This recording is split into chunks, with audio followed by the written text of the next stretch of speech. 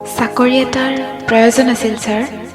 কথা ডেভিড কংকন, আবৃত্তি মনু।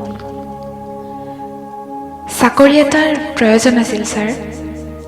চকীদাৰ, কেৰাণী অথবা পিয়ন, চুইপাৰ যি হ'লেও কৰিম ছাৰ। ইণ্টাৰভিউ বহুবাৰ দিছোঁ। জীৱনত কোনো পৰীক্ষাত ফেইল কৰি নোপোৱা মইজনীয়ে বহু ইণ্টাৰভিউত ফেইল কৰিছোঁ ছাৰ। কেইবাটাও পৰীক্ষাত ৰিজাল্টেই নাপালোঁ। অথচ বৰ প্ৰয়োজন হৈছিল এটা চাকৰিৰ। ছাৰ, কাম কৰিম, বিনিময় ল'ম। বহুতেই কয় ছাৰ, পেপাৰতো পাওঁ, টেলিভিশ্যনতো দেখিবলৈ পাওঁ, চাকৰিবোৰ বোলে টকাত বিক্ৰী হয়।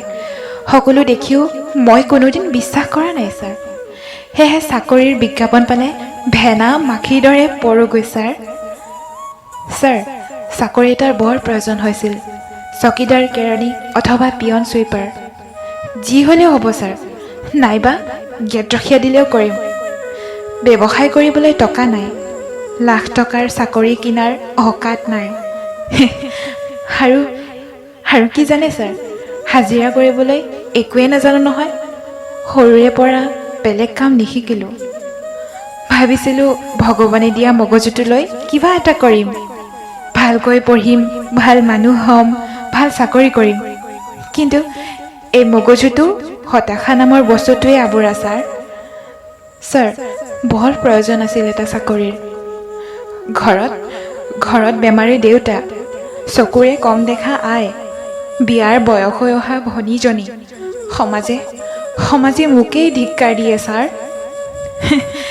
এজন প্ৰেমিক আছিল। ষ্টেটাছ মেইনটেইন কৰিব নোৱাৰিলোঁ।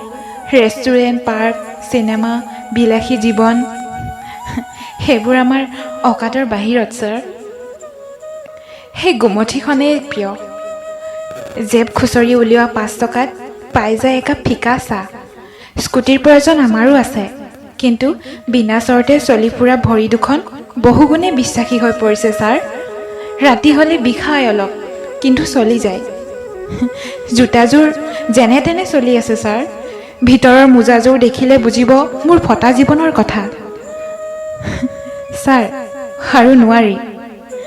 চাকৰি নাই বাবেই জনা বুজা দেউতাই চকীখন নাপায়, আৰু চাকৰি নাই বাবেই সমাজত সন্মান নাপায়। না ছাৰ, ভিক্ষা খোজা নাই। চাকৰি এটা লাগে, যোগ্যতাৰ বলত লাগে। পাৰিলে পেপাৰ, টেলিভিশ্যনত খবৰ নোপোৱাকৈ ইণ্টাৰভিউ পাতক, এবাৰ পাতক, হাঁহি হাঁহি ইণ্টাৰভিউ দিম। পাৰিলে চাকৰিৰ বজাৰখন ধূলি চাট কৰি দিয়ক ছাৰ। কিমাননো আৰু মনতে চৰকাৰখনক গালি দিম ছাৰ। চাকৰি এটাৰ বৰ প্ৰয়োজন আছিল ছাৰ। চকীদাৰ, কেৰাণী অথবা পিয়ন, চুইপাৰ।